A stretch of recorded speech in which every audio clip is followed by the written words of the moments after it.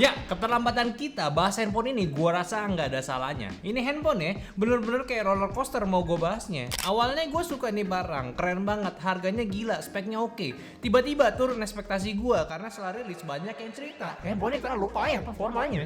Dan setelah kita pegang handphonenya, balik ekspektasi gua karena HP itu ya nggak seburuk yang kita pikirin. Dan sekarang kembali lagi gua agak sebel sama handphone ini.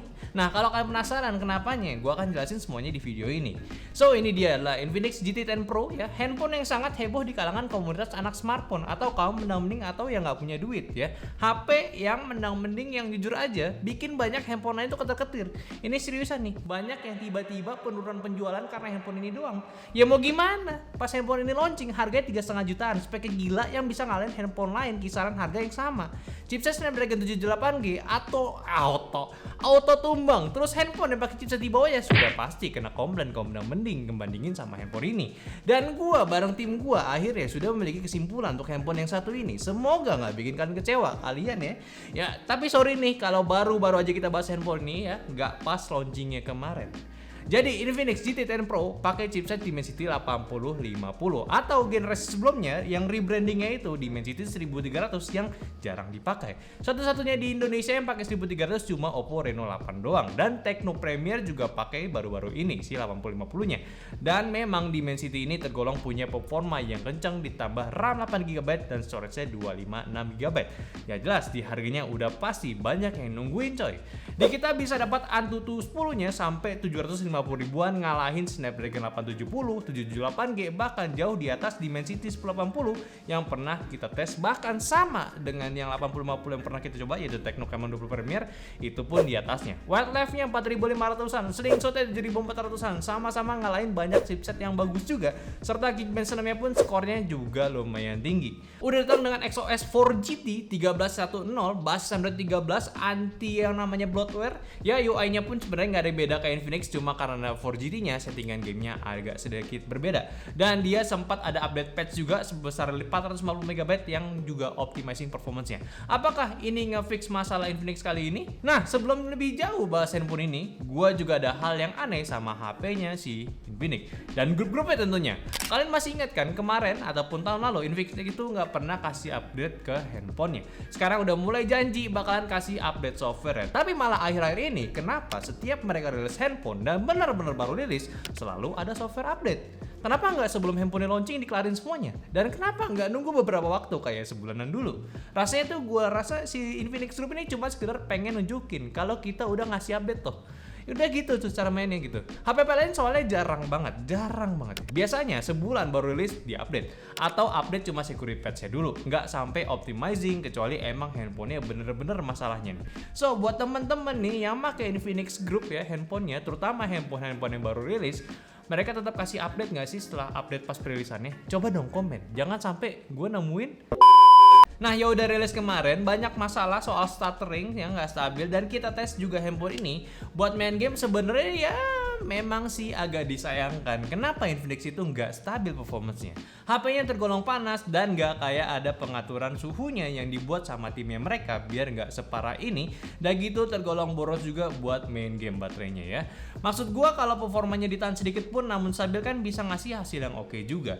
Lihat aja nih testing gamenya, kita semua udah aktifin mode-nya biar maksimalin performance-nya. Dari Genshin yang pertama ya, default settingan dia di medium 30 fps, dapat rata-rata 28 fps. Suhunya sisi belakang 43 derajat Celcius dan depannya 44 derajat Celcius.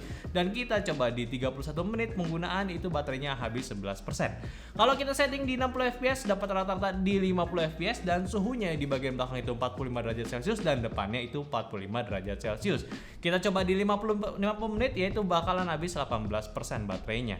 Jadi buat Genshin Impact tes di mode defaultnya itu udah aman sebenarnya. Grafik yang turun ya, itu bukan lagi ngegame tapi lagi teleport ya. Suhunya pun buat main di settingan default setengah jam sebenarnya termasuk yang hangat, tapi gua nggak ngerasa ada stuttering di defaultnya sih. Standaran aja sama kayak HP-HP yang jualan performance lainnya.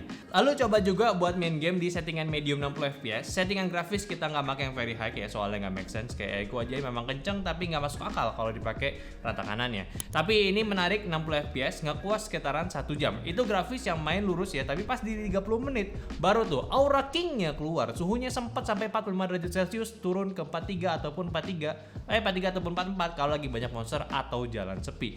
Dan settingnya mulai berasa turun ke 20 fps-an. Itu bukan lagi teleport, tapi emang turun aja gitu.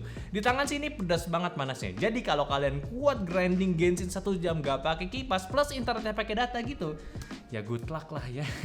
Kalau di Mobile Legends langsung ke settingan ultra yang 120 fps, dapat rata-rata di 99 fps. Sisi belakang suhunya di 44 derajat Celcius dan depannya pun juga sama. Dan penggunaan selama 1 jam 7 menit, ini baterainya di 30%-an. Kalau di settingan smooth ultra ataupun yang 120 fps juga tapi damage text on-nya itu rata-rata fps dapat di 108. Suhunya belakang itu 41 dan depannya pun juga sama. Kalau penggunaan selama sejam juga sekitar 1 jam itu makanan 19%. Main di Mobile Legends kita pakai dua skema ya. Satu rata kanan mentok ultra 120 fps, satunya kita pakai settingan smooth tapi nyalain damage text atau bisa dibilang settingan yang paling masuk akal buat usernya. Di Very High selain grafis nggak karuan, di menit-menit akhir itu lumayan berasa turunnya. Yang paling parah bisa turun ke 44 fps pas lagi warnya. Ditambah suhunya yang menurut gua buat main game Mobile Legends sih ini panas banget. Kalau di settingan smooth emang dirasa paling oke karena ya dari grafis yang bisa dilihat di sendiri lebih lurus gitu. BTW ya ini yang turun tuh bukan pas lagi in game ya, tapi kayak lagi cek skin hero sama loading yang pertama, jadi nggak ganggu gamenya secara langsung. Suhunya di smooth walaupun masih terbilang hangat tapi nggak senyengat di settingan mentok kanannya. Paling benar main di smooth ultra biar dapat FPS rata-rata tinggi walaupun nggak mentok di 120 fps. Nah, game ketiga kita game PUBG, dapat settingan smooth 90 fps dan rata-ratanya di 80 fps. Lalu suhunya depan belakang itu di 43 derajat Celcius dan penggunaan selama setengah jam kurang itu di 11% cuy. Nah, kalau buat PUBG kita langsung sikat ke settingan smooth 90 fps. Main Battle Royale langsung, emang ada beberapa kali penurunannya, terutama di tempat legendaris Pochinki yang banyak orang turun gitu ya. Itu garis melintang ke bawah bukan lagi loading, tapi emang ada satu momen dimana tiba-tiba stuttering dan ngagetin gitu. Mulai nggak stabil di menit-menit akhir juga, mungkin karena udah nyentuh di suhu 43 derajat Celcius. Dan lagi-lagi buat smooth PUBG ini suhunya setara sama ROG dan Red Magic ya. Real handphone gaming berarti di Skin Phoenix. Real panasnya. Ya, game keempat CODM, settingannya Very High max 60, dapat rata-rata di 60 fps. Suhu belakangnya di 38 derajat Celcius dan depannya di 39 derajat Celcius. Dan penggunaan selama 29 menit itu cuma makan 8%. Game CODM ini adalah game experience di handphone ini yang paling normal. Walaupun ekspektasi gua itu kebuka di 90 fps minimalnya, tapi nggak apa-apa kan. Belum banyak handphone yang settingannya kebuka juga. Suhunya aman, di grafiknya ada turun karena lagi di lobby, itu pun nggak kehitung jadinya minim turun FPS lah di game ini. Kalau ada turun juga itu paling ada pas lagi baru respawn aja. Sisanya mantep lah untuk main game di handphone ini. CODM ya. Jadi sebenarnya main game di handphone ini banyak konsiderasinya. Ya karena ini dibuat untuk main game kan. Gak mungkin kasual. Desainnya sama, ya, namanya juga mencerminkan handphone gaming. Gak bisa ngelak lagi. Tapi ya itu kalau mau main game di waktu lama FPS-nya, ya gue sangat menyayangkan ya untuk handphone ini. Akhirnya pun tetap kalau mau settingan yang optimal itu kayak handphone-handphone yang lain. Settingan grafis low namun FPS-nya dimentokin biar stabil gameplaynya jangka panjang. Bang, pakai kipas dong. Ya, yang ini nih gue bakal jawab di akhir video ya. Nah, hal yang bikin gue suka sama Infinix di sini sebenarnya bukan dari performance stoknya si handphonenya aja, tapi fiturnya. Gue respect sama Infinix konsisten kalau handphone gaming itu bisa bypass charging. Maksud gue, kalau mereka tetap konsisten bikin terus handphone gaming dan ada fitur tambahan seperti ini, ya ini nilai jual Infinix nantinya gitu. Tapi tetap ada yang gue sayangkan jadi pengaturan gamenya, yaitu di bagian X Arena-nya dia ada settingan gaming temperature control untuk setiap gamenya, namun dampak yang dikasih itu nggak terlalu besar. Emang jadi nggak terlalu panas di sisi bodinya, namun tetap suhunya tinggi, stuttering performance-nya pun juga tetap ada. Jadi ya tetap tinggal gimana Infinix-nya nanti nih ya. Oke, kalau misalkan nih mereka insist gitu ya, bener-bener maksa ini bilang handphone kasual nih bukan handphone gaming ya.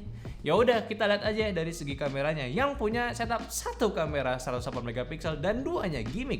Lalu kamera depannya ada 32 megapiksel punya. Ya hasilnya menurut gue sih biasa aja dibanding kelasan handphone lainnya. Kayak buat area-area yang terlalu ramai objeknya, hasilnya kayak terlalu kerasa si sharpening ya, terlalu keras gitu. Terus buat dynamic range-nya pun juga nggak terlalu luas. Kamera high resolusinya juga TC sama kayak Tecno Camon 20 Premier. settingan sensornya dan softwarenya tuh belum terlalu optimize, jadi kurang wah gitu, malah kelihatan aneh hasilnya.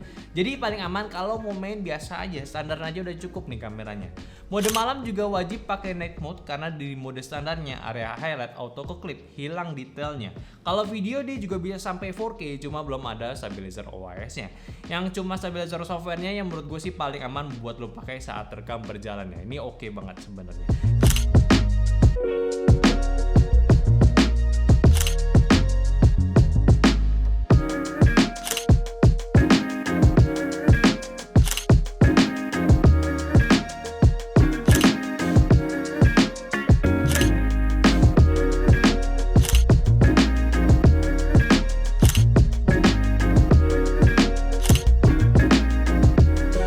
Ya, ini adalah Infinix GT10 Pro.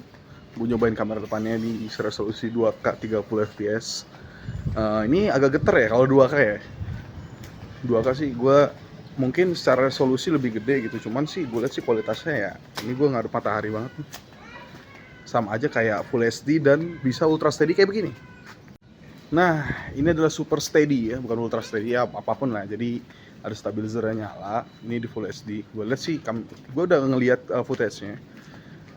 Ya gue lihat sih mendingan ini aja sih, Full HD 30 fps by the way. 60 tuh gak ada stabilizernya. Dan ini lebih masuk akal kalau lu misalnya buat story gitu, walaupun ya udah sih. Tapi oke, mantap sih untuk kameranya, lumayan juga. Bisa 2K loh bro gitu, walaupun agak hangat ya udahlah. Balik lagi ke studio, mantap sekali. Infinix GT10 Pro, let's go. Jadi ya sebenarnya kalau buat handphone dengan kameranya ya bener-bener irit sih Infinix aplikasiin ke handphone yang satu ini. Kalian jangan kowar-kowar ke gua kalau bilang handphone ini adalah sebuah handphone gaming. Gua tahu banget, dan jangan bilang juga wajar lah bang harganya segitu. Yakin Anda mau bilang seperti itu? Tapi ya udah balik lagi, handphone ini kan handphone gaming ya. Emang spek tinggi buat di harganya gitu. Ya pengecasan juga lumayan sebenarnya, 45 watt bisa ngecas dari kosong ke full lagi cuma 1 jam. Dia dikasih kabel Type-C bentukan L juga, bagus buat nyocokin fitur bypass chargingnya. Dan ngomongin bypass chargingnya pun kalian boleh pakai aja karena sejauh ini pengaturan teknologi ini belum ada masalah sama sekali. Semoga aja emang aman buat kalian pakai. Jadi kesimpulan gua buat handphone ini, dan ya gua nggak review full handphone ini ya karena udah telat banget dan kayaknya lebih cocok buat sebuah validitas dan opini gua aja terhadap handphonenya gitu ya. Dan handphone ini menurut gua sebenarnya oke buat dipakai gaming, tapi terlalu overhype aja sih. Kayak udah pakai Dimensity 8050, harganya murah, berarti kayak flagship killer gitu. Padahal aslinya enggak. Ya udah handphone gaming biasa aja yang performance-nya udah sesuai harganya. Kita bisa flashback sebentar untuk game-game di settingan bawah ya, dia aman. Serta untuk settingan refresh rate kebuka jadinya oke juga. Tapi karena dia pakai 8050, penggunanya expect bisa performa yang lebih tinggi. Jadilah kayak seperti ini. Stabilitas game di waktu yang lama jadi kurang asik cuy. Agak disayangkan sih, yang memang seharusnya bisa, cuma manajemen thermalnya itu kurang kuat buat handphone ini, jadi nasibnya kayak seperti ini. Nah soal penggunaan pakai kipas ya, mungkin ya bisa aja. Cuma menurut gue itu bukan sebuah eksepsional ataupun pengecualian ketika lo beli handphone ini dan berharap handphonenya stabil. Tetap ya handphone adalah handphone yang nggak mungkin lo beli dengan kipas langsung gitu. Jadi kalau bisa dari handphonenya sendiri sudah stabil, jadi kipasnya sendiri itu adalah aksesoris untuk ya mengoptimalkan performance-nya, bukan ya sebuah kewajiban. Agak aneh dan salah kalau misalkan Infinix mewajibkan menggunakan si kipas ya, ataupun kalian mewajibkan menggunakan kipas ya. Ya udah, kita lanjut lagi deh. Nah, sayangnya juga nih, lagi-lagi kita ngerasa aneh sama Infinix nih, sama permainannya. Ini sekedar asumsi gua aja ya, nggak usah dibawa kemana-mana. Gua ngomong juga secocok loginya aja. Jadi awalnya gua punya harapan Infinix ini bisa fix performance-nya itu biar lebih baik lagi. Kayak beberapa handphone pun bisa melakukan itu, dari yang overpower jadi standar ataupun underpower jadi standar juga, ke performa yang seharusnya dengan cara update softwarenya aja. Itu yang gua harapkan. So awalnya gua pun nggak mau komen minus full ke Infinix sama handphone ini karena hal itu. Tapi ini aneh banget, malah harganya sekarang diturunin cuy. Gak biasa untuk sebuah handphone baru. Kalau udah berumuran 3 bulanan ya mungkin udah wajar, tapi ini baru banget. Di toko resmi sekarang harganya 3.499.000, dan di toko lain yang resmi juga itu ada yang jual di harga 3,2 juta, di 33 jutaan. Bahkan kemarin gua nonton live TikTok artis Ada yang jual handphone nih di harga 2.999.000, 600 lebih murah men, gila nggak tuh? Ya mungkin TikTok bisa aja kasih subsidi kan. Cuma aneh gitu, kelihatannya pengen abisin barangnya aja dan keluarin handphone barunya nanti, bukan benerin softwarenya terus stabilin performance-nya. Agak disayangkan menurut gua buat Infinix jual harga murah. Memang yang pengen beli kan sekarang yang lebih untung, yang beli maksudnya ya. Yang diuntungkan tetap konsumen tetap ya. Tapi buat yang udah beli pas awal rilis, which is beberapanya ada user dan fansnya si Infinix, pasti akan kecewa nih dengan harga handphone yang dibanting sampai murah banget di waktu yang sangat singkat gini. Ya kalau memang itu cara bermainnya sih ya mau gimana lagi. Gak salah emang harganya dimurahin, malah bagus dan bikin ancaman juga ke brand lain. Tapi tetap kalau misalkan permasalahannya soal performance, thermal dan baterainya nggak coba dioptimalin, gue jadi kecewa sama handphone yang satu ini. Ini banyak loh yang komen soal handphonenya. Coba Infinix lihat ke komunitasnya. Jadi apakah handphone ini worth buat kalian beli? Well, buat gue sih masih menunggu update Infinix apakah bisa di fix atau tidak permasalahan ini. Kalau di fix dan stabil, gue bakalan rekomendasiin. Tapi kalau lu pengen handphone yang jelas untuk saat ini, gue bisa rekomendasiin handphone lain. Kayak Poco X5 Pro, harganya lebih mahal namun lebih stabil, lebih jelas. Atau yang lebih murah, dan bagus gitu untuk di kelasnya, yaitu Tecnopova 5. Kalau kalian penasaran sama handphone yang satu ini, tunggu aja, abis ini gue bakalan bahas. Karena awalnya gue mau bahas sekaligus Infinix GT10 Pro sama Tecnopova 5 barengan. Cuma nggak jadi karena ada info seperti ini. Dan kalau kalian tertarik sama handphone-handphone yang gue mau rekomendasiin, silahkan cek aja di distributor ponsel. Di e-commerce kesayangan kalian juga ada harga terbaik, garansi semua yang resmi juga. Cek deskripsi aja. Jadi mungkin nanti lo pembahasan gue soal handphone ini, silakan kalian kasih pendapatnya tentang apa yang gue bicarain. Dan juga gue pengen tahu dong teman-teman yang udah punya handphone ini terutama, kasih testimoninya di bawah kayak gimana. Oke, mungkin itu aja lo video gue tentang Infinix GT10 Pro. Komen kalau kalian punya pendapat, ngomong lagi kan. Ya intinya follow aja semua sosial media kita, ada di Instagram, TikTok, Facebook, dan Discord, yang semua linknya di deskripsi. Sampai jumpa di video nyata yang selanjutnya. Bye bye, capek gue.